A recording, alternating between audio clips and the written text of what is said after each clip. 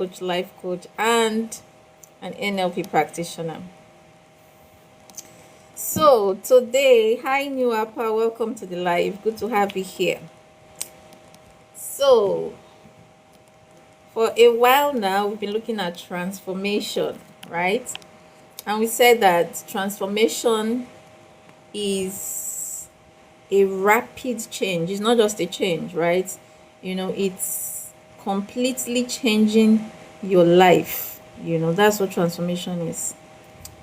And we looked at the things, the components, or the things that actually happen when we transform, right? And we said that for transformation to occur, there are three essential things that has to happen. So we said the first one, is that we have to become aware. We need to have awareness. And not just awareness, awareness of our habitual way of thinking, awareness of our thoughts, of our feelings, our behaviors, that has led us to where we currently are. So we said the first thing is awareness. And then we said the next thing, after being aware of our old pattern, our belief system, our identity, knowing yourself. So awareness in general. So hi Kende, welcome to the live. So we said the first thing is awareness, and then the second thing is a firm decision. Because just like Tony Robbins said, he said that it's in the moment of our decisions that our lives is framed, it's shaped, right? So our decisions is what shaped our life.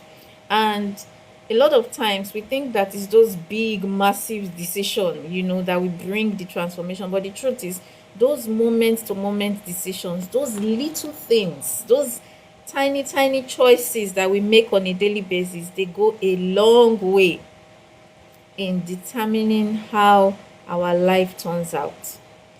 So we should become aware of our moment-to-moment decision and how it is impacting our overall physical, mental, spiritual, social health, right? So we should become aware of how it's impacting our overall health and well-being. And then we said that the next thing, hi Ini Charles, welcome to the live. So we said the next thing that is needed for transformation, apart from awareness and decision, is integrated action. You see, if we don't take action on those things, then nothing changes, because nothing changes if nothing changes, you see. Because if we're just aware of our thoughts, we know that, because that's why you can have good intention, right, without being intentional. Because one of the first law of growth is the law of intentionality, that growth doesn't just happen. Growth is always intentional, right? So if we are not intentional with our growth, because you can have good intention without being intentional. So you can have good intention to do certain things, but if you don't take action to do them, then nothing changes, right? So that is why we need to have integrated action. Because a lot of times where our challenges come from, it's not that we don't know what to do. It's not that we don't know what to do. The problem is we don't do what we know that we should do. That is where we have a problem. Hi Water, welcome to the live. So that's where we have a problem. So we need to integrate our learnings, the things that we know that we need to do, the things that we know that we should do. We need to make ourselves do them. So that is where the action come in. So today and the previous, I think the last 2 weeks, hi Vicentix, welcome to the live. So we looked at transformation, and then we looked at awareness, and then we looked at the things that causes mental stress for us, and we looked at, one of the first thing we looked at was overthinking, and how it leads to stress, anxiety, and depression. And we also looked at how overthinking is actually our mind just coming up faster with a lot more problems than it is coming up with solution. That is what overthinking is, because we are just thinking too much, right? But instead of thinking of solutions to our problems, we are thinking of more problems, right? And faster, much, much faster than we are thinking of solutions. So that is what overthinking is.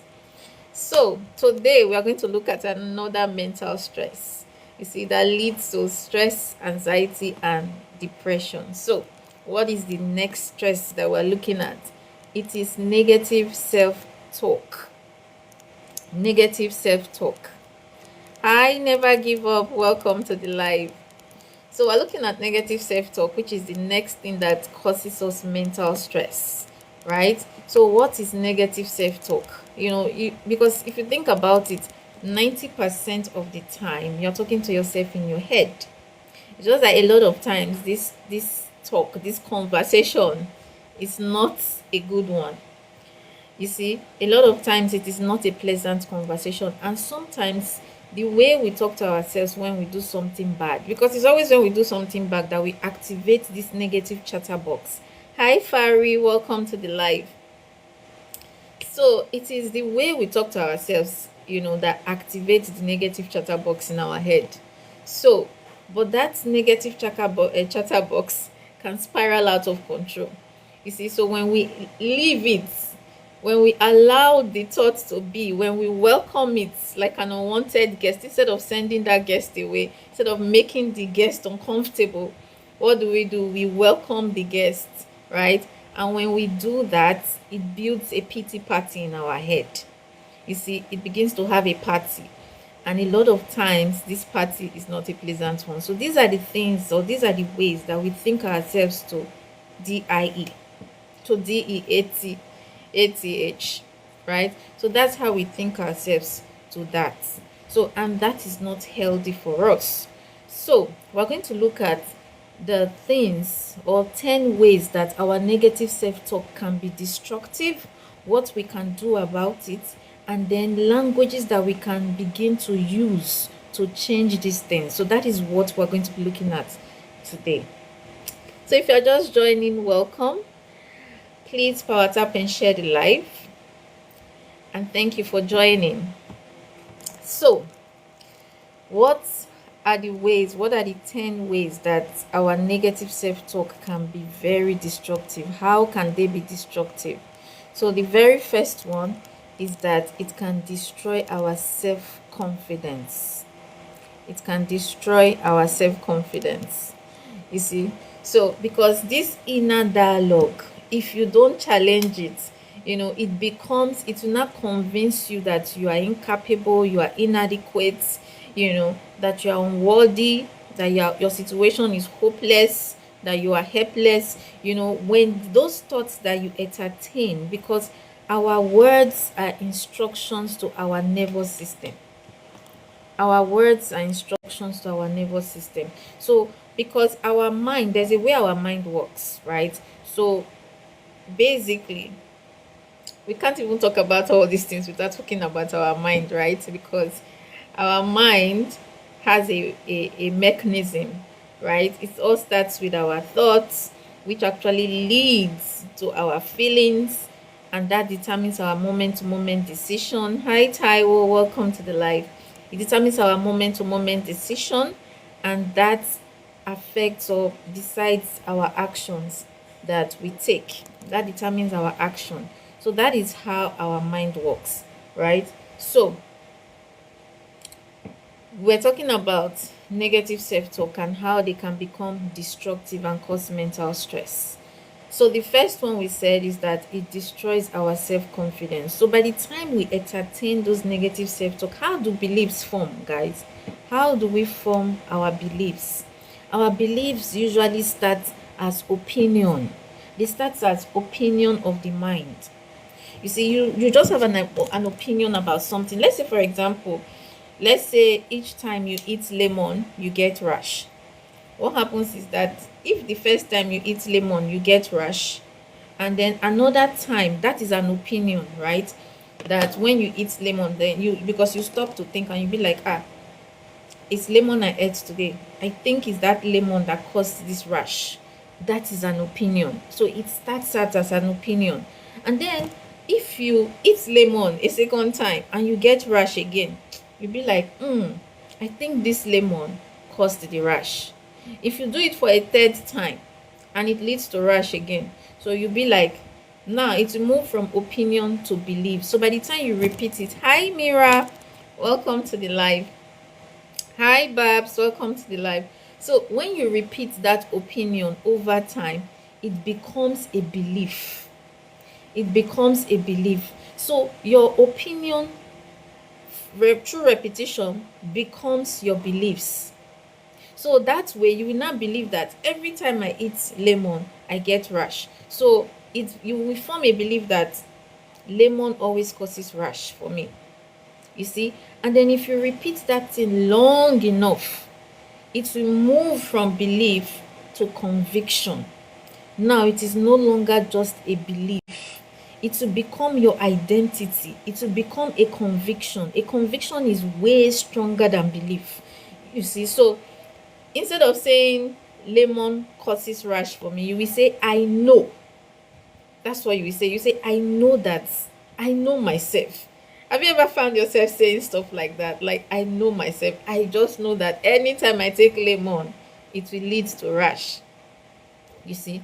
So that is to tell you how our beliefs are shaped. So the same way, our thoughts in our head, that is how they also become limiting beliefs in our life. And then eventually they become rock solid belief and a conviction because we identify with it. And then they become our mental roadblocks.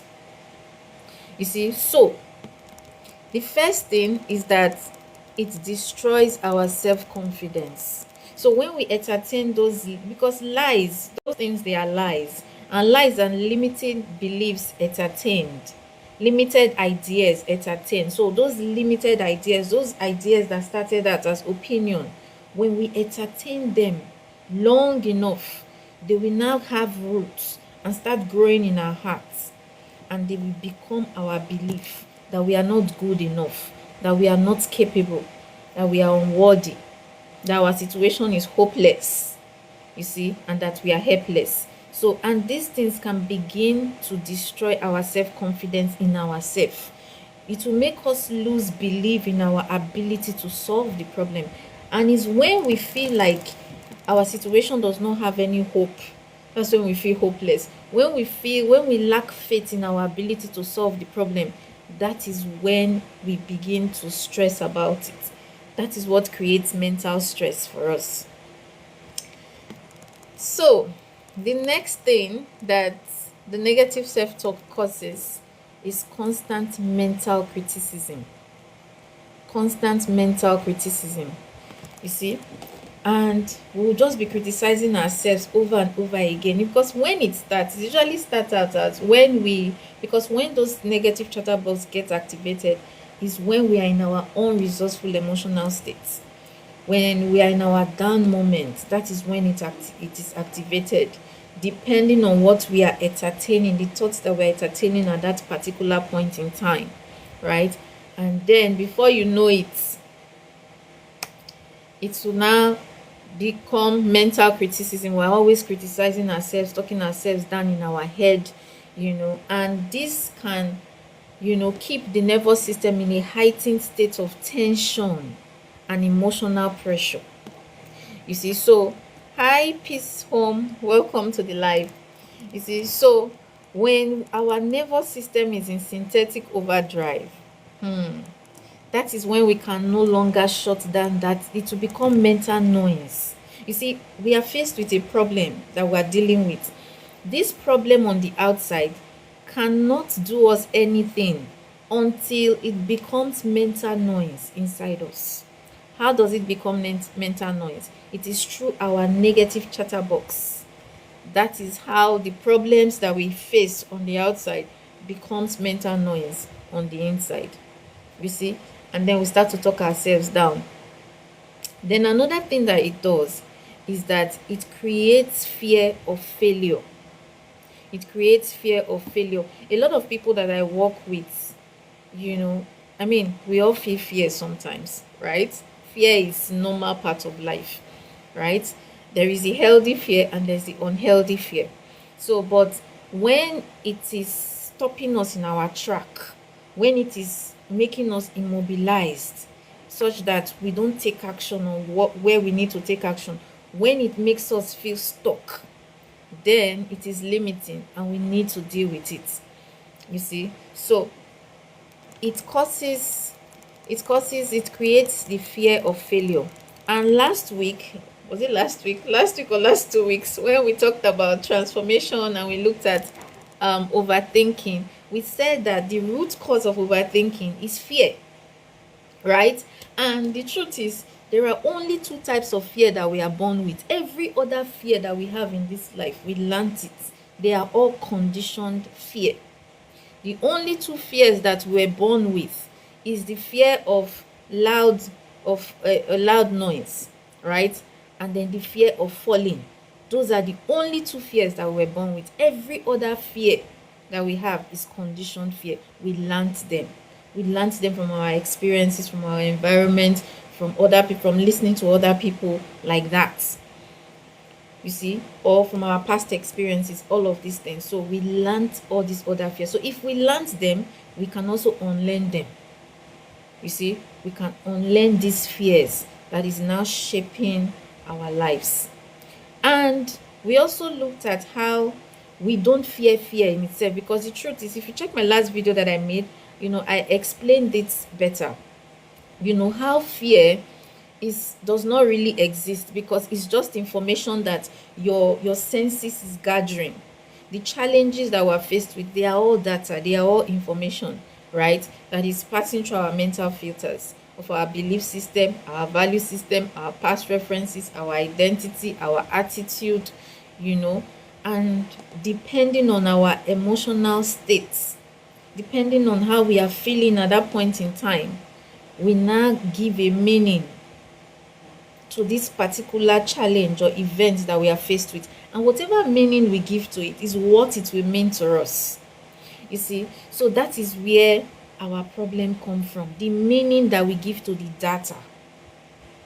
So that is what is causing us mental stress. So because if you think about it, fear does not really exist. It is just like when I was talking to my clients in a particular session, I was telling him, we talked about some things, and I was asking him some questions, and I asked him how he felt when he's feeling anxious and how he felt when he was proposing to his wife.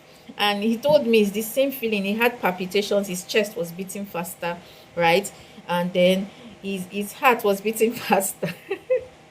His heart was beating faster, right? And then he had this unsettling feeling, So the first feeling, he interpreted it as anticipation, as excitement, because he was going to propose to his wife. And then the second feeling, when he's anxious, when he's experiencing anxiety, he's also having palpitations, his chest is also beating faster, and he's having this unsettling feeling in his stomach as well. You see, so it's the same feeling. How come the same feeling, but this second time he interpreted the second one as fear? You see, so it is the interpretation that we give to the sensation in our body, because what we feel is just sensation in our bodies. They are sensations, right? So it is the words, the language, the labels that we use to describe our experience, which is our emotion. That is what we make that experience mean to us, and that is what is creating the fear. That is what is creating the fear. So fear in itself does not exist, because you don't fear fear. You fear something. You fear the pain, the perceived pain that particular thing will cause you. And we have three kinds of pain that governs our life. The three kinds of pain that governs us as human beings. The first one is the pain of loss. The second one is the pain of the process. And then the third one is the pain of the outcome. You see, so we fear the pain of loss. What if I lose something? Like someone was telling me, what if I lose my marriage? What if I lose my family? What if I lose? So when you fear that you will lose something, that is fear, right? So you fear the pain that is linked, the perceived pain, because it has not happened. And you're not feeling any pain in this current moment, right? But there is a pain. So it's not even real pain. It's perceived. It's your mind that conjured it, because it's not happening yet. That's why it's anxiety, because anxiety is a warning from your unconscious mind that you are focusing on the things that you don't want. Because that's what we do when we start to overthink our problems. and what activates our negative chatterbox in our head. You see, so as we begin to overthink our problem, and we as we begin to overthink our problems, and then we activate this negative chatterbox, this leads to, it creates fear for us. But like we said, we fear that this thing will lead to loss, we will lose something. And what is suffering? Like Tony Robbins described or defined suffering. Hi T, welcome to the live. Hi, your favorite. So Tony Robbins describes suffering as loss, less, or never. When you feel that you will lose something, or when you feel that this will make you less of yourself, or when you feel that, oh, you will never get this particular thing, you see, that is how we create suffering in our head.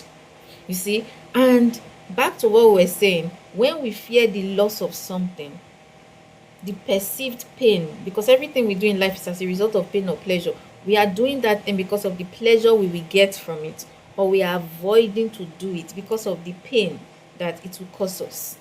You see, so when we fear that we will lose something, that pain that we fear is what the fear is really about. And then we also fear the pain of the process. What if it's too hard? A lot of us want to lose weight, for example, but we don't want to discipline ourselves to stop eating those junks and processed foods that we love so much, to discipline ourselves to wake up and create time to exercise on a daily basis. So we don't want the discipline that is required because we feel the process is too hard, it's too laborious, right? So that is the fear of the process. And then sometimes we fear the outcome as well. What if it doesn't turn out the way I expect it to turn out? What if things does not work out? What if I don't get what I wanted? Hi Savazi, welcome to the live. You see, so these are the things that lead to fear. Because like we said, fear in itself does not exist. It is just data. It is the interpretation that we give to the senses, to the sensation that is going on in our bodies. That interpretation is what leads to the fear. It's what we label as fear. You see, so when we change the way we are looking at the things, then the things that we're looking at will change, because we will change the meaning that we are giving to that situation or event that is creating that fear for us. So back to what we are saying, negative self-talk creates fear of failure for us. It creates fear. So it's the fear of failure. Then another thing that negative self-talk does for us is that it reduces our motivation. It reduces our motivation, because by the time we entertain those limited, those lies in our head, those limiting ideas entertained, when we entertain the ideas that, oh, we are not good enough, we will never succeed in this particular thing. Because you failed at one thing does not mean that you always fail. Because if you check your life, you find out that there are things that you have succeeded at. But at that time, when your negative chatterbox is activated, you don't think, oh, I fail at some things. No, you use languages like, I always fail, I never get things right, you see, I never do this or I never do that. And those are the things that reduces our motivation, because we tend to generalize. So when our mind is constantly predicting defeat, our energy and drive begins to reduce, it begins to go down. And these things activate our negative chatterbox. And that we, by the time our energy is, when the mental stress starts, it drains your energy. You see, first you become reactive, and that leads to run down, because think of it as a battery, like the battery that you have in your phone. As you are going through your day, you are using your phone and the battery is draining. So as you entertain those negative chatterbox in your head, the more you entertain it and it continues, it starts draining your battery of energy. It starts draining it. Before you know it, you're on a rundown. You'll be running on empty. You see, that drains your energy, and then you are running on empty. So that reduces your motivation. What is motivation? Motivation, I've talked about this before as well in my previous live, when we started looking at transformation. right? That motivation is your energy. Your energy times your purpose times your small simple steps. That is what your motivation is. Your purpose, your reason. It is motivation has a formula according to Jim Quick, right? And he said is your purpose, knowing your why, your reason. How will that thing serve you? So your purpose times your energy and times your small simple steps. These are the things that increases your motivation. So but if your battery is draining, it's reducing, what happens? You start to run on empty. Is the reason you snap at the slightest provocation. Somebody says something and you just snap. Why? Because you have handed them the remote control of your anger. The remote control, right, of your anger. You've handed it over to them so they can press it at will. You see, you have handed over your power, your personal power. Then you become reactive. So it creates fear of failure, and then it reduces motivation, and then it strengthens overthinking. You see, and we said overthinking is when our mind is coming up faster with more problems than it's coming up with solution, right? And that's strengthening overthinking is not okay, because the more we overthink, the more we feel helpless, the more we feel hopeless. We don't see light at the end of the tunnel. Hi wildlife, welcome to the live. We don't see light at the end of the tunnel when we are overthinking, right? And that creates SAD, stress, anxiety, and depression. You see, when we are stressed, when the problem creates stress, we become reactive. And when we are reactive, it will lead to rundown. We don't see light at the end of the tunnel. We lose faith in our ability to solve the problem. And that creates anxiety, because we start to think of the future and it looks bleak, because we lose faith in our ability to solve the problem. So we'll be like, so when we think of the future, our heart skip lots of beats because it's not looking bright. We don't have something exciting to look forward to.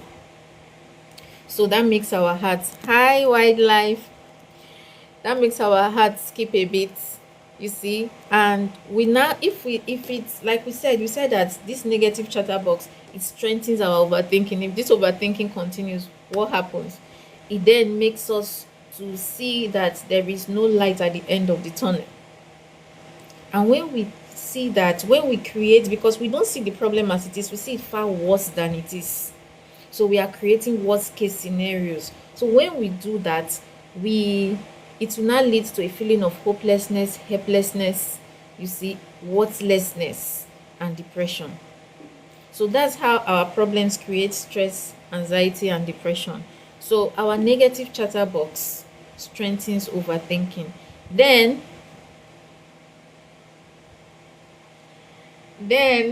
our negative chatterbox let me know if you guys want to come up, please. So another thing that our negative chatterbox does is that it damages our emotional health. It damages our emotional health. You see, like working with people that are depressed, you see, like I said, we can think ourselves to death. We do that by entertaining this negative chatterbox, like we said, entertaining negative thoughts. And then over time, I need that.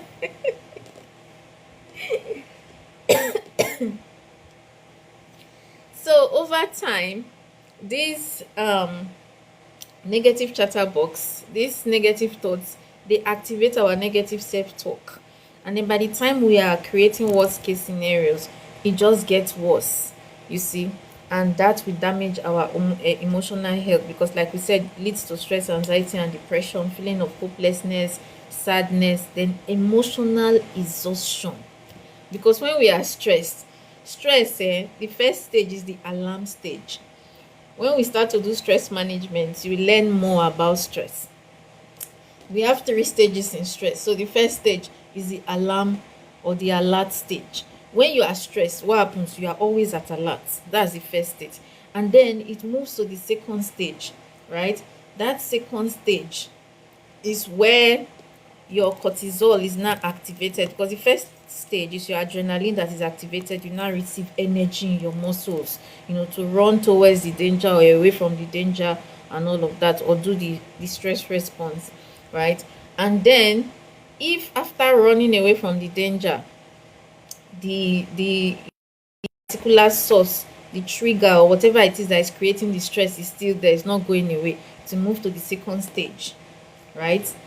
And that second stage, if it's not managed, it will lead to the third stage, and you become exhausted because too much cortisol is in your system. You have used all your energy in trying to put out whatever it is that is the trigger and all of that, or in handling it the way the way you best know how, right? And then you become exhausted, you become drained. You see, it leads to emotional exhaustion. Then another thing that overthinking does is that it affects our relationships. It affects our relationship. It affects it negatively. Now, let's talk about emotion for a little bit. Emotions are not the feelings, right? Our emotions are not our feelings. They are the words, they are the labels that we use to describe how we feel. So they are the psychological labels that we use to describe how we feel. And then our feelings are the physiological sensation that we experience. So that sensation that we are experiencing is our feeling. It is very different from the label. For example, the word tree, TROEE, is not the same as the tree itself. The word tree is like a map, right? It's like a map, and a map points to a certain location. That's what it is. So the word tree is used to describe anything that has root, stem, and leaves. That is the word tree, but it is not the tree itself. The tree itself is that thing that has root, stem, and leaves, right? So that is what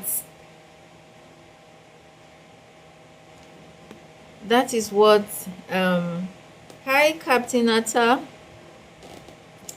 So that is what so our the emotion is not the territory. The map is not the territory, right? So that is what it is. So our emotions, depending on our emotional state at that point in time, they can make us to approach how it affects our emotion, affects our relationship by making us approach or retreat. So it determines our emotional state at that point in time, determine whether we want to approach the person or we want to avoid the person. So approach or you avoid. So when we are experiencing when we are in an unresourceful emotional state, in our down moments, we don't want to approach, we want to what? Avoid. You see, so it's the same thing when we are stressed out, we avoid. So that's how it impacts our relationship. You see, that's why when someone is stressed out, when they snap, we said it that their battery is draining. Their battery is draining and they are running on empty. What happened? They snap at the slightest provocation. So when people are snapping at you, getting angry and saying all sorts of things to you, do you want to be in their presence? Apparently not. You want to avoid them. You see, so our emotions determine whether we want to approach or avoid. So that's how emotions impact our relationship. And stress, negative stress, impacts our relationship by wanting us to avoid. You see, so people who constantly criticize themselves, they struggle with trust, and they struggle with communication, receiving love and support. So it will impact the relationship negatively.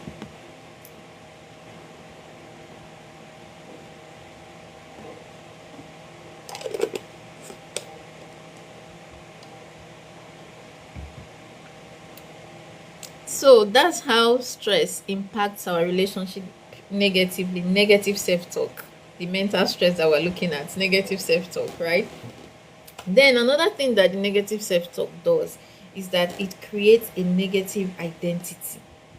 It creates a negative identity. Hi, God's love. Welcome to the live. Now, Guru be that. It creates negative identity. You see, like I told us earlier, how we create belief, how our mind creates belief. Hi, Ladybird Concept. Welcome to the live. Good to have you here. So our negative, we said that beliefs are formed initially as an idea, right? So when we entertain that idea and repeat it through repetition, it moves from just opinion or idea to become a belief. And then when you repeat it continuously, it will move from belief to conviction. And when it's a conviction, it is no longer just belief, it is now an identity. It is no longer just a behavior, because our behavior reinforces our belief. It is no longer that, it becomes an identity, it becomes a conviction. Now you know beyond reasonable that you have this feeling of certainty without a doubt that this thing is like this. That is how beliefs are formed. And these beliefs create our identity. And when we are in our down moment and we've activated this negative chatter box, which is the stress that we're talking about today, you see, you find out that it creates a negative identity for us. That is when we tell ourselves that I am stupid, I am a failure. All those things you tell yourself, anything you attach to I am becomes an identity inside you. So I never get things right, I always fail. All of those things become an identity inside of us, you see, and we cannot outperform our self-image. So you need to watch out for when you are doing these things so that you can stop the pattern, so that you can stop the negative pattern, right? So welcome everybody. If you are just joining, I'm just going to do like a recap of what we're talking about. We've been looking at transformation for the past 3 weeks, I guess. And the first week we said, we looked at transformation, and we said that there are three factors that is essential for transformation. And we said the first one is awareness, and the second one is decision, and the third one is action, right? And then we looked at awareness of thoughts, because we need to become aware of our thoughts, feelings, and behavior, and how we are doing the things that we do to create the problem, because we live in a world of cause and effect. Sicknesses and diseases, all the mental stress, all of those things, they are the effects of certain things that we are doing. So what are those things that we were doing that led to that? You see, so becoming aware of our thoughts, our feelings, our behavior, our decisions, choices, all of these things, how it impacts everything. And then we looked at overthinking last 2 weeks. We looked at overthinking and how fear is the root cause of overthinking, right?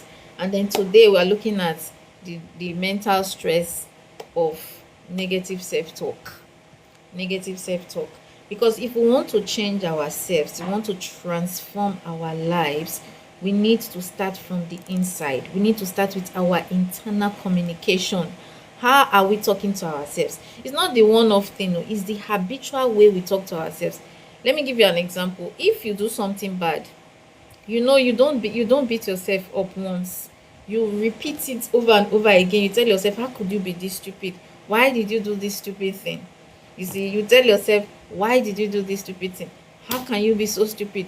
You don't stop there. You go into your day and you remember again how the stupid thing that you did. Then you will hear some fume and continue to beat yourself up. Like, you press it, it will be on repeat. If, for example, you go to the movies, you go to the cinema, you watch the horror movie, do you, even when you don't go to the cinema, let's say you're at home and you're watching a horror movie, do you press rewind button for your horror movies? Apparently not, you don't, right? If it were to be like a love scene, you probably would press the rewind button because you like the feeling and you want to repeat it. But if it's a horror movie, you don't press the rewind button. But in our head, in our mind, we press the rewind button of those negative things that we have done, that we are scolding ourselves for. So during the day, we press the rewind button, and then we hear some film, we repeat it, when we remember, how could you be this stupid? Oh my God, why did I do this? How could I be this stupid? You just continue like that. You see, so that repetition the habitual way we talk to ourselves. So some of us, we are always saying those things that is shaping our identity, that is building who we are becoming. Thank you so much. That is building who we are becoming. You see, and that is what is creating our mental stress. That is what is creating our mental stress. So our negative chatterbox is creating our identity. So the question to you today is, who are you becoming? What are the things that you are saying to yourself in your head? First is to become aware of the things you are even saying. You see, so that you can stop the negative pattern, right? So that's the first thing. So over time, these destructive negative thoughts, they become our beliefs, right? And then they become our experience. They are no longer temporary experiences. They become our identity. They become who we believe we are. If you failed at something only once or twice or three times even, you tell yourself, I always fail. But is it true? It's not always true, because if you check your life, you find out that there were things that you have succeeded at. You don't always fail. But at that time, you say, I always fail, right? So thank you so much. Thank you. Then the ninth thing that overthinking does for us, the ninth thing that overthinking does is that it limits our growth and potential. It limits our growth and potential. You see, it activates that negative chatterbox, activates our self-doubt. So we believe our doubts about ourselves and doubt our belief in ourselves. You see, so, and that is not okay, because if our self-doubt is activated, it will prevent us from pursuing those goals, those roles, those business opportunities, or personal businesses, or personal development, or things that we know that we need to do, but we are not doing it. You see, so it will limit our growth and potential, because we lose faith in ourselves. And then the 10th and the last thing that overthinking does is that it impacts our physical well-being. It impacts our physical well-being. I'm going to share this story with you guys. So I always used to talk about my skin problem. Now my skin is far better, even though sometimes I still react a little bit, not like before, right? But I used to have this skin issue, neurodermatitis, where if I stay in the sun 10 minutes, I'll get rash. If I don't eat well, or if I skip meal, if I skip breakfast or lunch, I'll get rash. If I don't drink water, I'll get rash. If I even get upset, I'll get rash. If I wear clothes that is not cotton, I would get rash. Like I was reacting to everything and anything, you see, and that activated my negative chatterbox. I started saying rubbish to myself. So in my own healing transformation journey, what helped me when I started noticing the things I was saying to myself in my head, one day I started writing. So I found out that when I used to have a lot of rash all over my neck, it's like very bad. You see, so, and this itchiness, guys, this the way it itches, it's just like when you are feeling somewhere itching you, for example, and you scratch, it will swell. And when it swell, it will stop itching you, right? Exactly. But in my case, it's not like that. When it swell, the itchiness intensifies. And when I scratch it, it will continue to itch even more. And then blood and water will be coming out. It will turn to rash. Blood and water will be coming out, and the itchiness intensifies. You see, so they had to place me on medication that was making me, because it started disrupting my everyday functioning in life. And then they placed me on some antihistamine drugs that was making me sleep anyhow. So because the only time I'm not scratching my body is when I'm sleeping. So when in my healing journey, when I started checking, because any transformation always starts from the inside. Because a lot of times when we are faced with problems, we want to start from the outside. Like when I had skin problem, I want to start from the outside. I'm looking for cream and things, anything I will rub to make it go away, right? But the truth is, you need to start from the inside. because it is our internal world that creates or shape our external world or reality. So one of the things I did was to notice my negative self-talk. And I realized that I was saying things like my neck is on fire when I am feeling the itchiness. When I'm feeling the itchiness, I noticed that I used to say something like, my neck is on fire. So many nonsense things I used to tell myself. You see? So that was when I caught myself, I started changing the way I spoke to myself. I started changing my internal communication. You see? Another time again, another example again was when I had like a midlife crisis, and I worked in an organization where I was very productive. I had lots of clients, brought in a lot of money, and eventually the company disappeared with my clients' money. The things I told myself, my negative chatter box was activated. And I started telling myself things like, I am devastated, my life is over.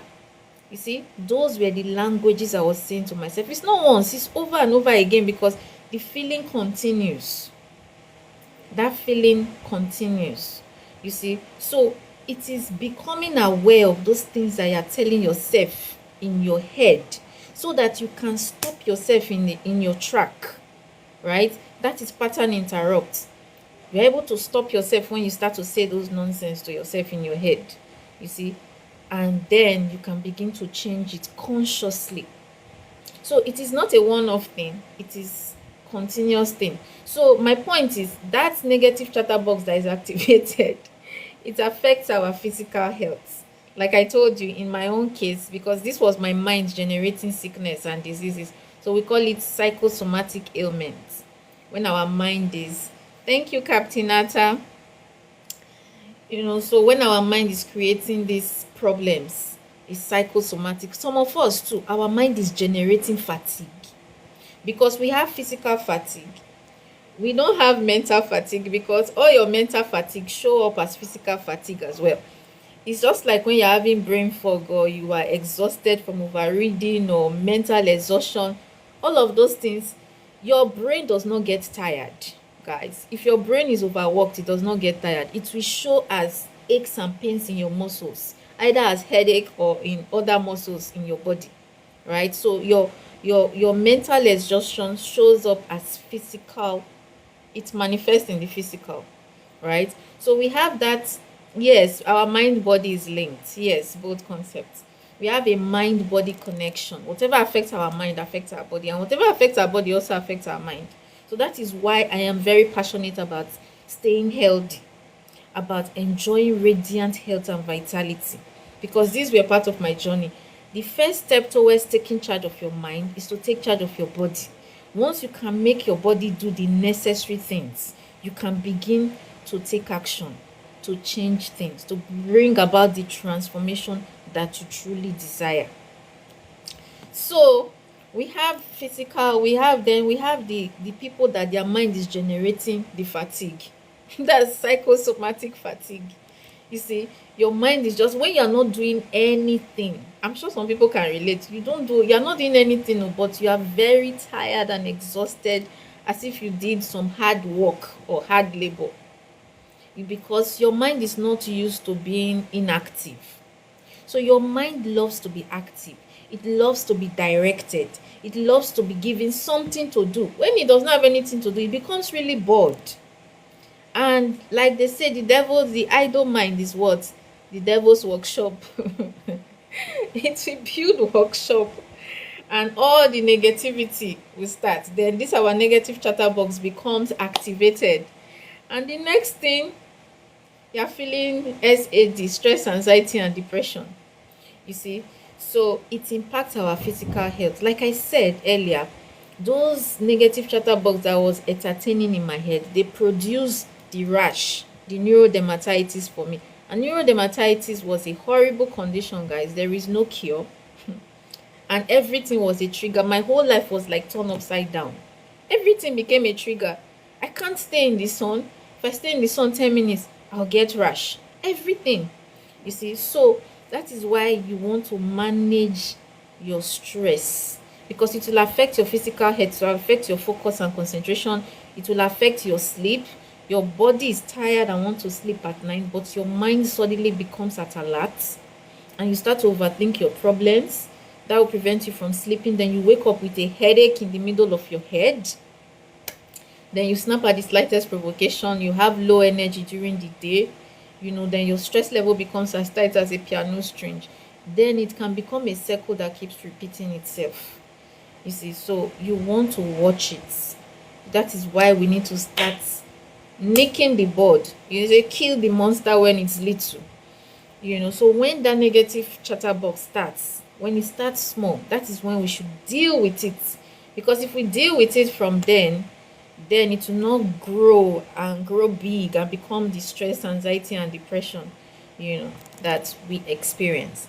So we're going to be looking at 10 solutions to negative chatterbox, to negative self-talk, guys. So if you'd like to come up, let me know so that we can have a discussion, guys. I would love to hear from you. I'd love to hear your opinion, or maybe you want to share your experience like me. Those times that it was your down moments, or the times that you had like a midlife crisis and something happened. Oh, you have a question.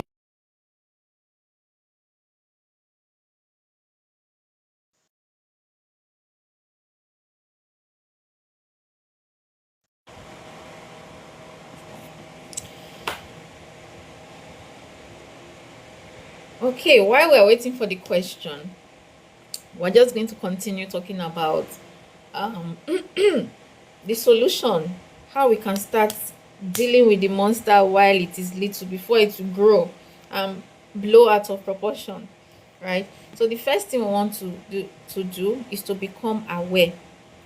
Captain Alta, I'm waiting for your question.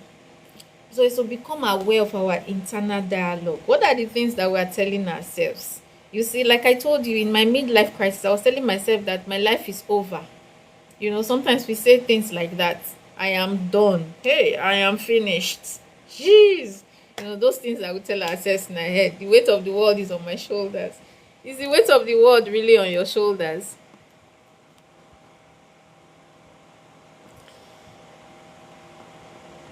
Is the weight of the world really on your shoulders? Hi, everyone. I don't know why TikTok was about to pause my life and I'm here, active. A man suffering much depression, what is the solution? You don't have one singular solution to depression. It's to change. Now, how do you know that you are depressed? I don't know if you'd like to come up. Let me know if you'd like to come up so that we can have a conversation, so that I can show you that depression is not just a that it's a habitual way we use our body. It's a physiological thing. It's a physiological and psychological thing. You see, and then for us to change it, we have to become conscious. We have techniques that can work as well. We have so many things that, if it's not clinical depression, if it's clinical depression, then go and see a therapist. But if it's not clinical depression, then if you would like to come up, let me know, Captain Atta. But somebody facing depression is to start with what we are saying. It all starts with this negative chatterbox. You want to do 3 things, right? The first one, you want to rewire your brain. You want to rewire your brain. What are those negative self-talk that you are saying? You want to change your language. Start with changing your internal communication. Change your language. Rewire your brain. Then the next thing you want to do is to regulate your nervous system, because our body keeps scores. It keeps scores of the things that our mind tries to hide. You want to engage in techniques that will help you to regulate your nervous system on a daily basis, right? And then the last thing you want to do is to redefine your identity. Redefine your identity. We've been saying that this negative chatterbox, it started as a thought. If we continue to entertain it, it will move From ordinary thought, it becomes a belief. From a belief, it becomes an identity. That is why when we have a problem, we identify with the problem. We say things like, I am a failure. I always fail. You see? So we have identified with it. So we need to change our identity. So we need to redefine our identity. So if you would like to learn more on how to do that, then we need to talk outside the life, because I don't think we'll be able to do justice to all of those things. But it involves a lot of things, and you need to change your, it's those three things I talked about, right? Those are the things that we need to do. But like I said, it all starts with our internal conversation. So like I said, the first step towards taking charge of our negative chatterbox is becoming aware of our inner dialogue. What are those things that we're telling ourselves? Because if you're still owing me my session, you are not serious, because you did not show up. So, but let's talk after the live tea. So back to what we're saying, guys. The first step is becoming aware. Like, if I was not aware of how, because it was awareness that helped me in managing neurodermatitis. I became aware of the things I was telling myself. I became aware of how my not sleeping well is affecting the rashes on my skin. I became aware of how not drinking enough water is a trigger to bring the rash to my skin. I became aware of how entertaining negative thoughts, if somebody make me angry, and instead of letting it go, I decide to hold on to it. Before I will know it, my body will start to itch me. So it will start to itch. You see, so these things, becoming aware of how everything is impacting your overall physical and mental health. You need to come and do a session with me too. No problem, wildlife. So you need to become aware. So awareness is the very first step towards changing anything, because if you are not aware, then you cannot change it. Imagine if I was not aware that those things I was telling myself in my head was affecting the rash, because the rash, for your you're not serious. So the rash was a recurrent thing, guys. It will go and it will come back. Let me see if I will see picture of how I looked. But don't laugh, guys. Don't laugh. Oh. Let me see if I will see a picture of how I looked when I had the rash. And don't run away when you see it. So it affected everything. And that rash was recurrent. My skin became, you see this black leather that you're seeing? This was how my skin was. Thick like this, black like this. So it's because the rash was coming back in the same spot. It will do as if it's going, but there will just be a trigger. Maybe somebody will make me angry. Somebody will make me angry, or something will happen, and the next thing, the rash is back in the same spot. Yes, it's back in the same spot. I'm going to show you guys picture. You see, so it became, my skin became thick and black like leather, like this, all over my face, my body, everywhere, my underarm. It was horrible. But you know, so these things, so it was recurrent, it was not going, despite taking all the medication and everything. When you take the medication, it will do as if it's going. But when the trigger starts, because everything was a trigger. So how do I live life? I will not get angry. I will not stay in the sun for 10 minutes. Any little thing that causes discomfort, my brain interpreted as threats, and it triggered the rash. So if I was not aware of how these things were impacting my overall health and well-being, I wouldn't have been able to transform my life. Wildlife, you are very funny. So that is why awareness is the very first step towards transforming your life, towards changing anything. If you need a transformation, awareness is the first step. So we need to pay attention to our thought pattern, to everything. Then the second thing is to challenge our negative thoughts. Guys, our negative thought is building pity party in our head. It's building real party in our head, because we allow them to go unchallenged. You see, in real life, some of us, the way we talk to ourselves in our head, if somebody were to talk to us like that in real life, we will beat the person, or we will walk away, or we will avoid the person, especially if it's someone that we cannot, that we hold in high esteem. We will start avoiding that person, right? But in our head, we do worse. When we when we do something wrong, the way we beat ourselves, somebody else outside will not even talk to us like that. The way we talk to ourselves in our head, you see. I don't think it's here, but I will post this after the live. I will share the picture in my story, guys, so that you see how horrible I looked, my transformation journey. You will see. So it's becoming aware, then challenging our negative thoughts. Challenging our negative thoughts. So imagine those things I was telling myself: my life is over. Oh, I am devastated. This is the end of the world. Because that was how I felt when I had that midlife crisis, right? So if I wasn't challenging those negative thoughts, it would have led to something else, right? So that's how it starts. So we need to challenge our inner dialogue. Pay attention to those reoccurring thoughts and identify the destructive mental pattern that you have. You need to be able to identify it. For you to be able to do this effectively, guys, you need to start keeping a journal.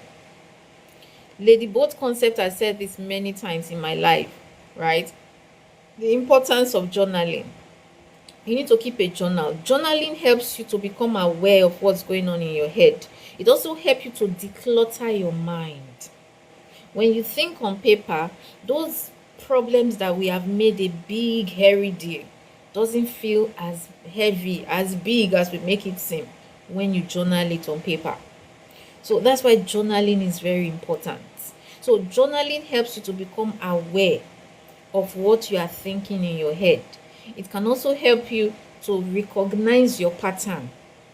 It can also help you to become aware of the things that is happening with you, right? And then it can help you to grow. So you need to start challenging your negative thoughts. Journal, write down those negative thoughts, and know that those negative thoughts, they are not you. It is not you. They are voice in your head. A lot of times we take those negative thoughts as true. We assume them to be true, and our assumptions can be very strong, guys. We take our assumptions as facts, and that is where we have problem. You see, they are not facts. Some of those thoughts are not even your thoughts. You just pick them from the universe. Because you cannot, one of the laws of the mind is the law of control. One of the laws of the mind is the law of control. It states that we don't choose the thoughts that comes to our mind, but we choose the thoughts that we decide to entertain. We have the power to choose the thoughts that we entertain. That is the law of control. We have the power to choose the thoughts that we entertain. So we don't have the power to control the thoughts that comes and goes out of our mind, but we have the power to choose the thoughts that we entertain. So if you are not entertaining the thoughts, then it will not grow. But like I said, if you have a visitor that you don't want, if you have an unwanted guest, what do? Do you welcome the guest and give them drinks? You offer them food and all of that and make them comfortable? No.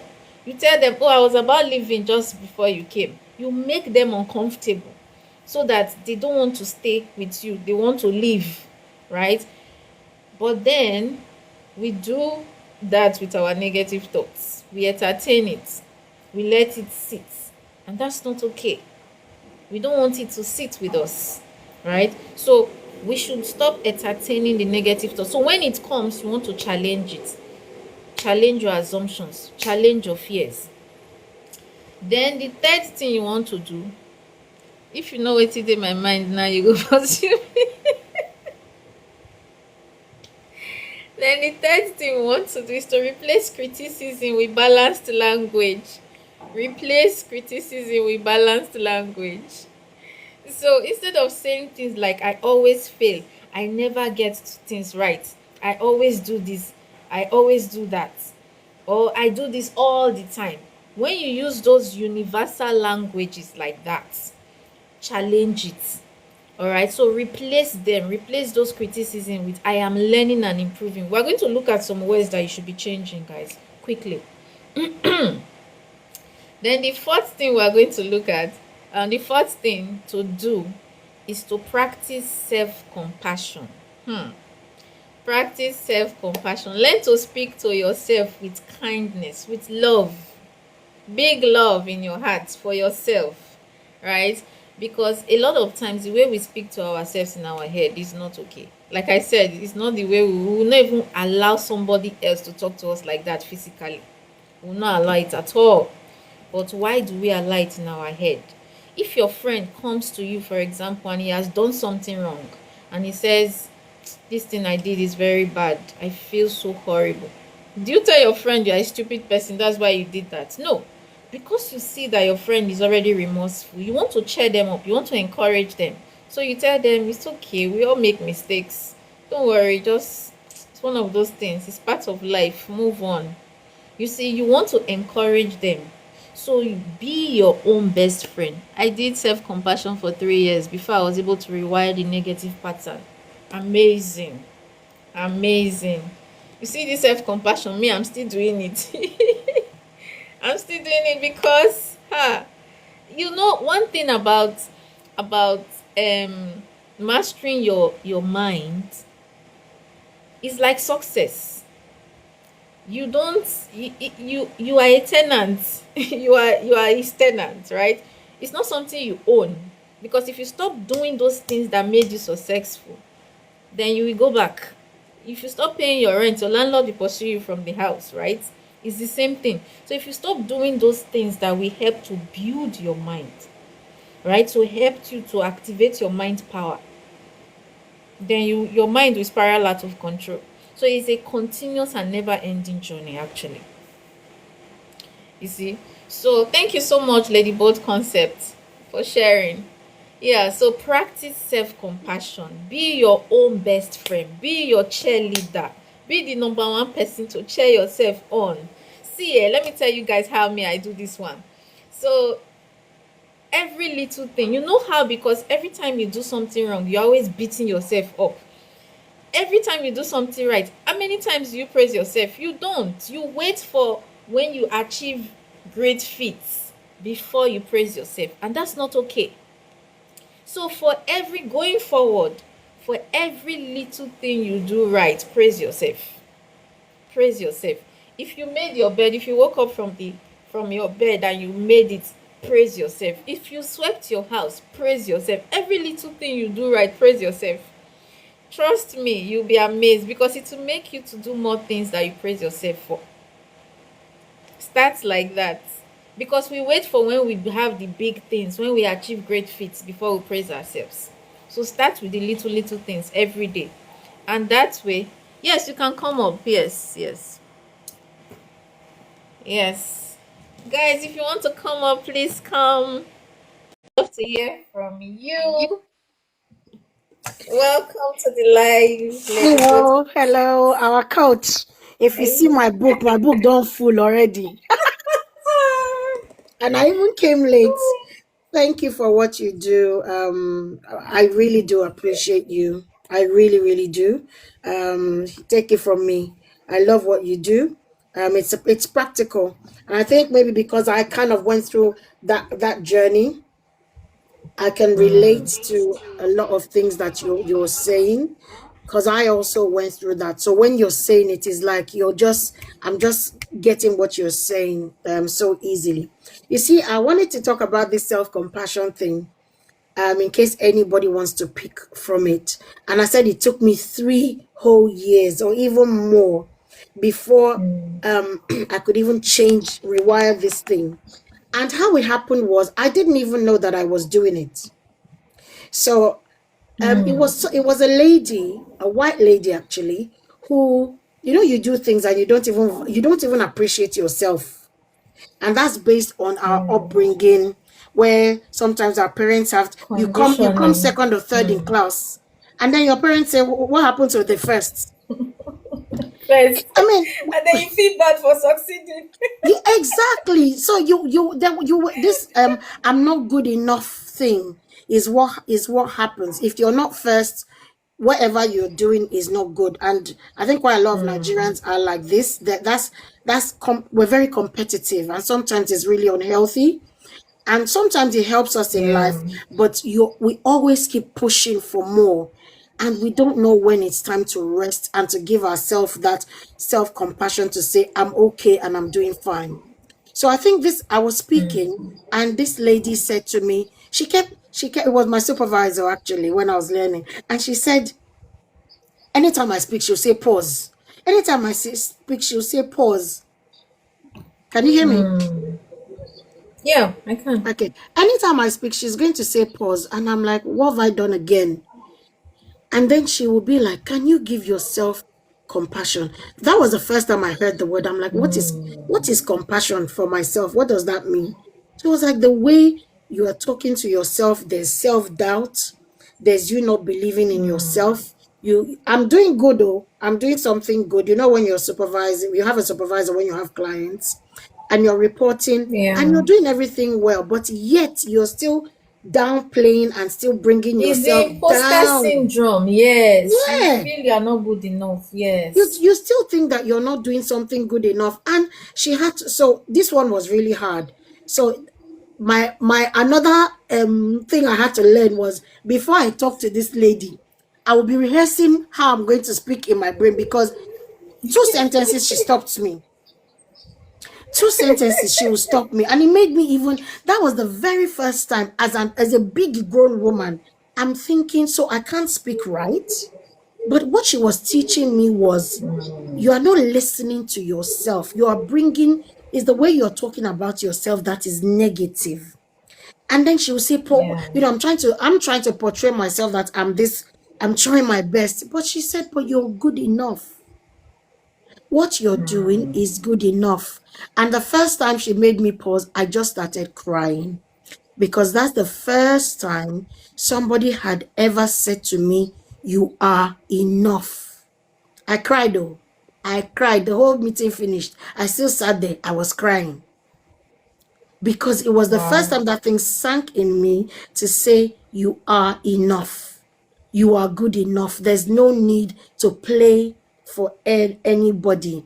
So then it was then that thing sank in me. And then the way I talk started changing. Sometimes, even if I'm in meetings, I'll quickly rush to the toilet and I'll come and start doing the self talk, giving myself that compassion. I won't blame myself even when I make mistakes. Yeah. Because there's the tendency that when you make a mistake, you even want to go down to say, oh my God, I've done something really, really bad. Give yourself compassion. Yes.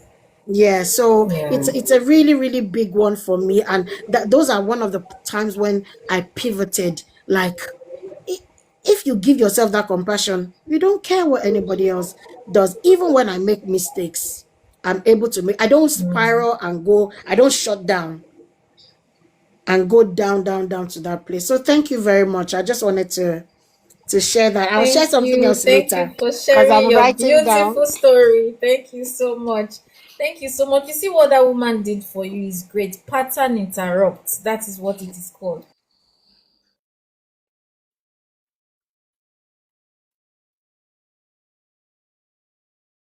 Was constantly interrupting your pattern because you see you were reactive. How we do anything is how we do everything. It's the way you've always done things, right? So when you because you always talk yourself down, and then she was like, oh, you're not even realizing that you're talking yourself down and you're doing good. You see, so she started interrupting your pattern, stop you right there. And I love that because that's what my mentor does to us too. So like I have this mentor, like I already have my personal development for this year planned out. So I have sessions from now till December, right? So each time we have weekly sessions actually with my mentor. So each time we go and we are sharing something, for example, and we say, I am trying. How many of you, what are your wins last week? And we come and we are sharing. And then if you say something like, I tried to, he will stop you right there. You don't try to do what you know you can do. Do you understand? Because those Exactly. That's languages it. that we use, Exactly. You don't even know you're saying it. You don't even know you're saying it. yeah, because these are the things. It's your habitual way of thinking. That's what I'm saying. We've always done it, so it's not automatic. You just say it, you just do it. So he will stop you right there. And then if so anything you say, he will stop you right there. He will not allow you continue. So the more he keeps stopping you, the more you realize. So next time you become very conscious. It happened to me too. So next time you become very conscious. Like now, I do that to myself in my head and I laugh and laugh and laugh. I'm going to share one with you. So we did linguistics violation identification, how to identify those languages that you are saying that is not okay, right? Blaming. So when you say this person made me do this, we call it complex equivalence. You are equating a specific behavior to a certain thing, right? So when you do that, or you do the cause and effect, you say this because of this particular thing, I failed, I did not succeed. So it's going to I did it with my client, and boy, it was amazing.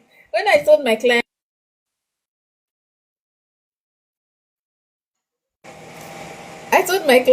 how does this specific thing make you choose to do this? And the person is like, what do you mean? Are you saying I chose? It's just like, let me give you an example.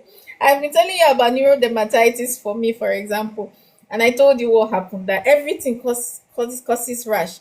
So imagine me telling my mentor saying, how does you staying in the sun for 10 minutes cause you to choose to produce rash? And you be like, eh, what are you even saying? So these things get you to think, right? So it gets you to think. That means you no go dey enter sun be that. No, it has passed. Now I'm no longer that reactive. Now I can be in the sun for 1 hour, 2 hours, nothing will happen. I will only sweat.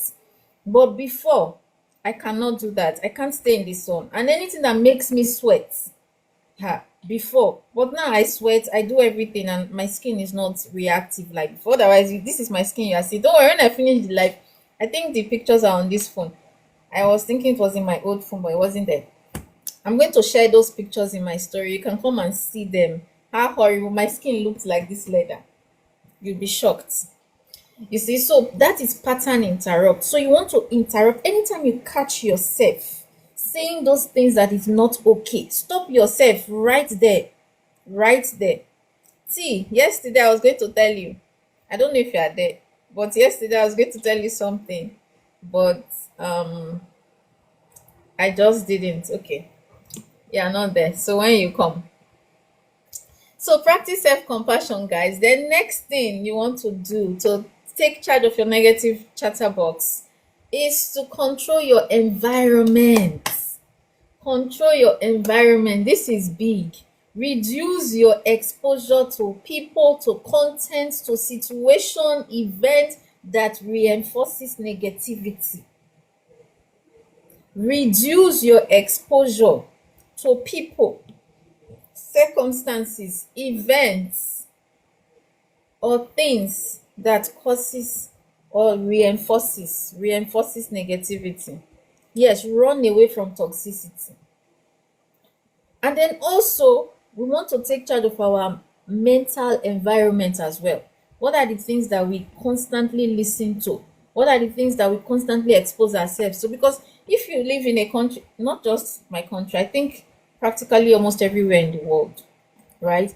If you live, if you live, because the media is full of negativity, the media is full of negativity. So it doesn't take any effort for negativity to slip into our minds. When you start hearing every day the economy is hard, the country is hard, the economy is going down, this one, you start hearing, okay, okay, no problem. You start hearing all these things consistently. You don't know you internalize them. You internalize every single one of them. Before you know it, you start using that to shape your own reality. It will become your present day reality, and these things can begin to activate your negative chatterbox. So you want to stay away from negativity. Control your environment, both your mental and your physical environment, And like we already know, physical clutter leads to mental clutter. So you want to ensure that you clean your environment, sweep everywhere, make it clean, rearrange your desk, your table, any of those things, right? Because physical clutter leads to mental clutter. Then you want to declutter your mind. What are the things you are exposing yourself to on a daily basis? Don't let your mind be a dumping ground for all sorts of content, because we are always internalizing these things. Have you noticed that you did not learn a song, but you know the lyrics of that song? Have you noticed? How many of us have noticed that you did not learn a song, but you know the lyrics of the song? You just catch yourself singing and you know exactly the lyrics, and you're like surprised. You're like, how did I know this song? That's because our mind is like a sponge. It's always absorbing information from our environment. So our subconscious mind is constantly learning, constantly getting information, you know, from our environment. So it's important that we learn to control our environment. Then another thing that we need to do is to use positive affirmation consistently. Use positive affirmations consistently. Consistently, you want to reaffirm yourself. Now, the way a lot of us use affirmation, we say it once, maybe once in church or once somewhere, and that's it. But that's not what I'm talking about. Affirmations worked for me, especially during my neurodermatitis journey, and I'm going to share how it worked for me.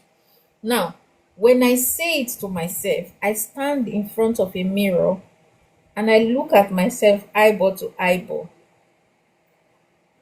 And then I speak with authority. Remember, we said it all starts with your internal communication. How are you communicating with yourself? Because there's a way you communicate with yourself, and even you know that what you are saying, you don't believe it, right? There's also a way you will communicate with yourself and you will believe what you are saying. So you need to speak to yourself with authority, so that every cell in your body gets it, because your words are instructions to your nervous system. Your words are instructions to your nervous system. So you need to speak with authority. When you are doing affirmation, your affirmation should be positive, right?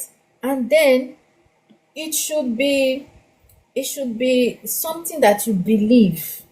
If for example you say something and you don't believe it, if for example you are feeling sick, and instead of saying I am healthy, you can say I am becoming healthy, and then start doing things that will make you healthy. That way you will believe it more, right? So you need to speak it in a way that is believable, because sometimes when you say certain things to yourself, even you don't believe that what you are saying, you're like, so it's as if you are deceiving yourself. But if you continue long enough, so make it believable. And then if you continue long enough, because our mind does not work with what is true, it works with what is repeated. Repetition. So when you repeat it, it is called imprinting. So when you keep repeating it over and over again, then it becomes believable to you. It's just like, I always like to share this story of when I was a makeup artist. Hi, Captain Atta, welcome back. I was a makeup artist, right? So I was doing makeup for clients. And this particular client, I did makeup for her with gele and with headgear. So the makeup was fine, but the gele was not fine at all. So she wasn't happy with me. So by the time I left there, oh my God, I activated my negative self-talk, my negative chatterbox in my head. And the next thing, I was telling myself how I was not good enough and all of those nonsense that I was telling myself in my head. So fast forward to the following week, I was to do another makeup. So my negative chatterbox became activated. And the next thing, I was telling myself, are you sure you can do this makeup? Is this how you want to succeed in this business? I was just telling myself what sort of rubbish. So, and that day, I had just read this book by, I think, Ben Sweetland. Ben Sweetland. Guys, you need to read that book, Ben Sweetland. It's Grow Rich While You Sleep. That's the title of the book. In that book, in one of the chapters, he talked about affirmation, and then he talked about the mind and all of that. And then he not talked about this particular thing. He said you are twice as good than you think you are. So I started telling myself that thing. So from the drive from my house to where my client is, I was just telling myself, because I needed to silence that negative chatter box in my head that was telling me that I was not good enough, that I was not going to do well in this next makeup job that I was going to do. So I needed to silence that negative chatter box. What did I do? I started telling myself this thing by Ben Sweetman. He said, I am twice as good than I think I am. So I started telling myself that I am twice as good than I think I am. I am twice as good than I think I am. I just said it continuously till I got to where I was going. I repeated it over like 100 times because it was a long drive time for me, right? And you know what? I just wanted to silence the negative voice. I don't even want to hear it. So I continued. And guess what? I not only did well, the client was so happy with me, such that after paying me for the good makeup, for the makeup well done, she also gave me gifts. And I was very happy with myself that day. You see, so silencing your negative chatter box is key. And that starts with affirmation. So, back to what I was saying, for your affirmations to work for you, you have to believe it, and then you have to back it up with action. You have to back it up with action. Captain Ata, you can come back. You have to back it up with action, right? So you need to do things that will make you believe, because your actions reinforces your belief. Your actions reinforces your belief. So by the time you keep saying that affirmation consistently, before long it will become your identity, and then you will start behaving in that way that you need to behave. All right, your behavior will start conforming to who you are becoming. Then another thing we can do to silence our negative chatter box is to focus on the evidence, not the emotion. Focus on the evidence, not the emotion. Let me explain this one. Because our negative self-talk, they come from our feelings, how we are feeling in this present moment. Usually they are not facts. So remind yourself of your past wins. For example, if for example your mind is telling you, I always fail, I never get things right, I do this all the time, ask yourself, is it really true? You need to challenge the negative thought, like we said earlier. Is it true? Is it all the time, or it was sometimes? I mean, you failed sometimes at some things, but not all the time, like your mind was generalizing. So because you're not feeling good at that moment, so don't base your focus on the evidence. Is it really true? Then dig up past evidence from your past, right? Check your past. Is it really true that you fail all the time? You don't fail all the time. If you check, you will see that there are many things that you have succeeded at. So it's not true that you fail all the time. So don't go with your feeling at that moment. At that moment, you're feeling down. So you're feeling like you are a failure. So don't go with your feeling, go with the evidence. Then the next thing we can do is to limit comparison. Limit comparison. Very key. Because you're not in competition with anybody, you're in competition with yourself to outdo your past. So don't compare yourself, because your journey is unique to you. Don't compare yourself to another person. Everybody is in their own unique journey. Nobody is better than you, and you're not better than anybody. They can be better than you at certain skills, and you can be better than them at certain skills. But as a human being, nobody is better than you, and you're not better than anybody. So stop doing comparison. Then the next thing is to practice mindfulness and mental stillness. Practice mindfulness and mental stillness. How do you do that? Engage in relaxation techniques. And if you have not, you can also join my special class, right? Where we do relaxation technique. And then you can join tomorrow. Tomorrow morning. Hi, Captain Ata. Welcome back. So you can join us tomorrow morning to learn how to take charge of your body. It's just 1 hour in the morning. And then during the week, we do the relaxation techniques. So you can join us. Then you can do the journaling Do prayers, because your religion, your prayer, your how you feel, whether you feel connected or disconnected from God, it plays a huge role in your mental state, in your mental health. Because research has shown that our prayer, our beliefs are in something that is greater than us, plays a huge role in our overall mental health. So, and there is a void in man that only God can fill. And the two most important relationship you will ever have in your life, the first one is with God, and the second one is with yourself. These two relationships, they have a ripple effect on every other relationship that you have.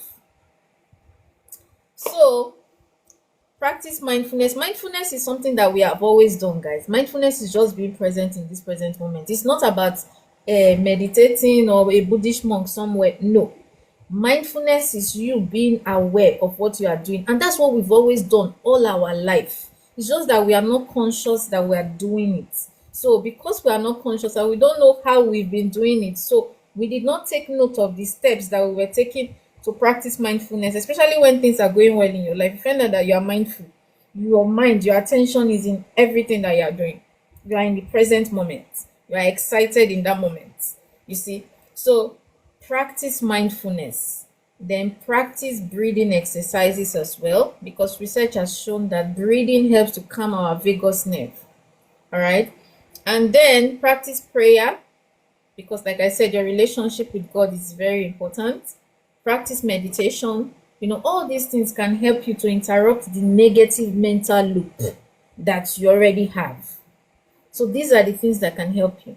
And then the 10th thing is to seek healthy support system. Get a therapist, get a coach, get a mentor, get a trusted friend, get a mental health practitioner. All of these people to help support you to your to rebuild a healthier way of thinking for you. You see, so that way you will speak to your how you speak to because how you speak to yourself shape your experience. So that way you will be breaking that pattern, that negative pattern, that of negative thoughts that you've always done. All right. So quickly, T, are you here? Or you are in your life? I'm here. I'm here. How are you here and you are in another life? How did you do it? That's You know intriguing. your girl now. Multitask. I multitask for a living. I'm even doing three things as I did Okay. like this. So what do you want? What do you want us? What do you want me to do? Okay. No, I wanted to ask you a question, but Oh, yeah, if you are ask. in another life, you'll be I'm busy in there, so it's my okay. live stream, and my people are hearing you. Oh, Yeah, okay. I've been streaming the live Are since you I saw you. serious? Yeah, since I saw you online, I've been streaming it. I've been like they are hearing everything from here. Wow. So I'm co-hosting with somebody. The person is playing music. If you see the better jams, I Okay. muted her because I want them to be hearing what you are saying because it's important to them. We hear music every day. Music will not run away, but this your advice, your teaching will run away. You get people pay for these things. People got these sessions. You know how they do it now that they pay money and now they get them for free. I don't take it for granted. So they are learning too from here. Wait, listen Thank you to this. very much, See, T. see these jams. See person why they co-host with. Shey you hearing now? Say see the better jams wey be say I go dey dance, Yeah. but I say no. Make I hear. I know say you know dey stay tey before you know na e don close. Yes, I'm about to leave because I have a meeting by 2:15. I know I talk am. So after I'm done with here, I will concentrate more and I'll do music with the person I'm playing with. So No problem. yeah, but it's okay. What do you want me to do for you? Okay. What question do you Thank you. No, want to it's ask? okay. It's okay. Then, Captain Ata, are you here? Can you hear us? Do you want to talk? Are you here?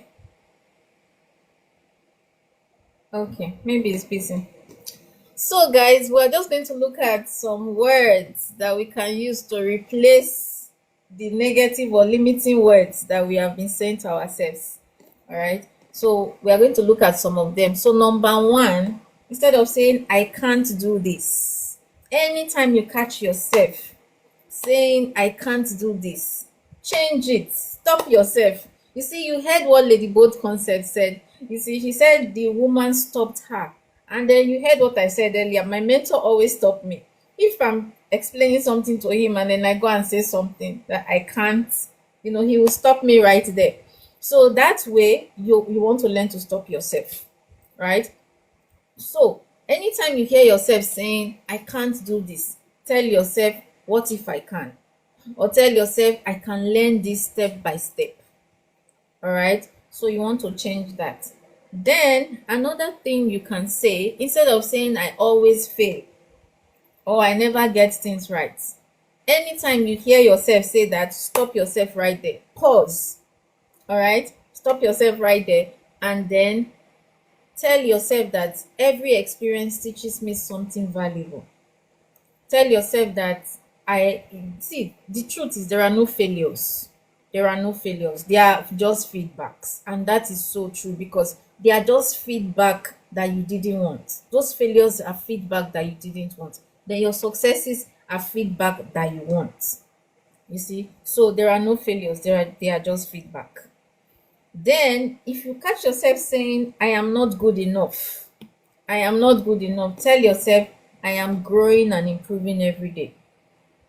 Tell yourself what? I am growing and improving every day. Then if you catch yourself saying, nothing ever works for me, nothing ever works for me, tell yourself, things can improve with time and effort. Things can improve with time and effort.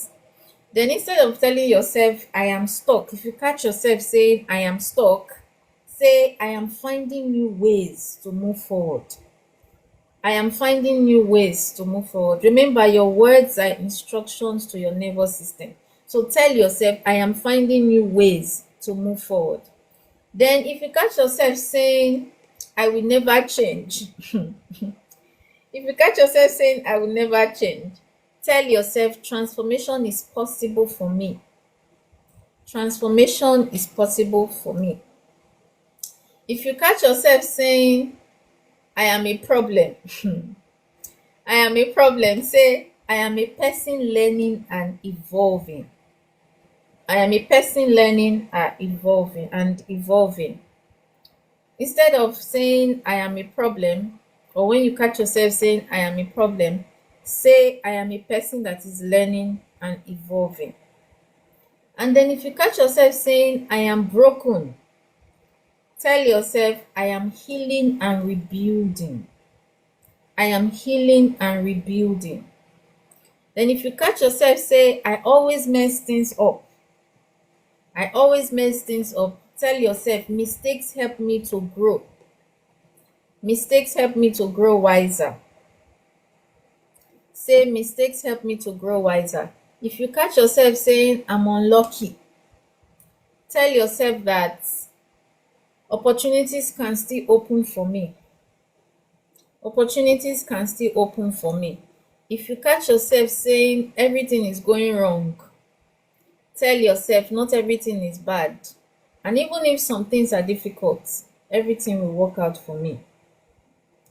And then if you catch yourself saying, I hate myself, tell yourself, I am learning to value and respect myself.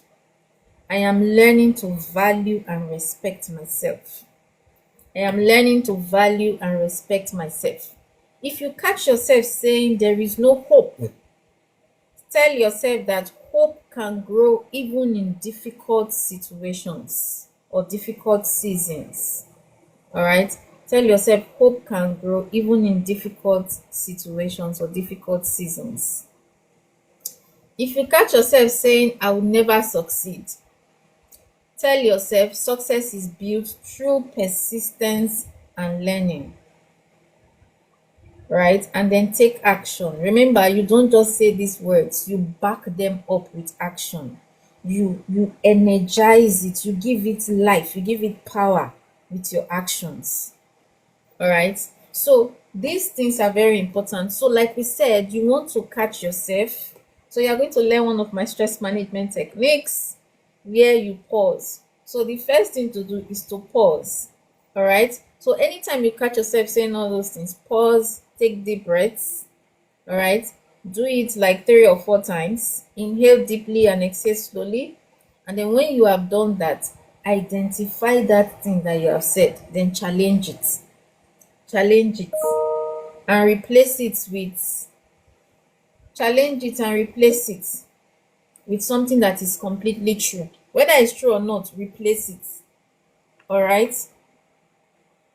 Replace the negative chatter box, replace it with all these things that we have said. Pick any one of them and replace it. So replace it with something that is healthier and more balanced for you. Then repeat until it becomes part of you. It is when you keep repeating it over and over again, that is when you that is when it will become part of you. And it is when it becomes part of you, that's when it will become part of you. And when it becomes part of you, that is when you will grow and evolve. That is when transformation will actually take place. So is that's what we are stopping today.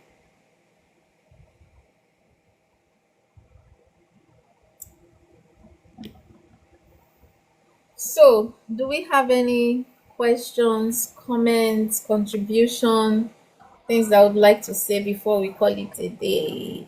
My comments will always be well done.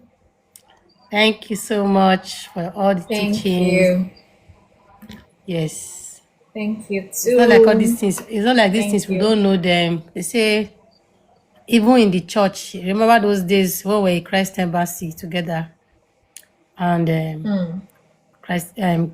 Pastor will always say, keep saying it, keep saying Don't it, stop talking. don't stop talking it. You know, say what you want to see, say how you want it to, like the results you want. Don't say it how the thing, the condition is. Rather say how, you know, what you want to see. You get. So Yeah, and that is where our healing starts. It starts from absolutely. how we see this thing. This condition is like this, but I refuse to see it like this. Welcome me, Taiwo. I refuse to see it like this. I rather see it this way. It helps with your mind. It helps with your head Yeah, generally, and your mindset, you know. So it's not like we don't know all these things, but we need people like you around, around us sometimes, so that even though we forget them, there are sometimes you will not remember. There are some situations you will just want to be, that's why we need to repeat. That's you why just we want to need be to repeat pounding it on that so that we will issue. remember. We are always seeing the bad in the situation and not seeing the good and what it could be, or what you will say to turn the situations around. You get. Yeah. So thank you so much, sis, for always being a blessing. Okay. Thank you. Yeah. Thank you. Thank you. Thank you for everybody that showed up in this live. Thank you for supporting the live, for sharing, for liking, for the gifts. Wildlife, Lady Boat Concept, my wonderful tea, Captain Atta, everybody that came. Thank you so much, guys. I mean, it's a wonderful time spending these 2 hours with you. It's almost 2 hours now. And yes, I need to learn. And so Yes. tomorrow You need to run. by Let me 7 carry my phone. I'm a.m. gonna be tapping for myself. 7 a.m. 7 a.m. tomorrow, guys. Come and learn how to take charge of your body. And then, if you want to learn stress management and relaxation techniques, then you can click the link on my bio to get my relaxation technique course. All right, or you can book a consultation. So, thank you guys for showing up. Thank you for spending this time with me. Have a wonderful day. Thank you for Bye. having me. Have a blessed day. If you're not busy, come and help me. I'll be tapping. My life, I've tapped for you. Come No and tap for me. wahala. Thank you, my love. Hey, Captain.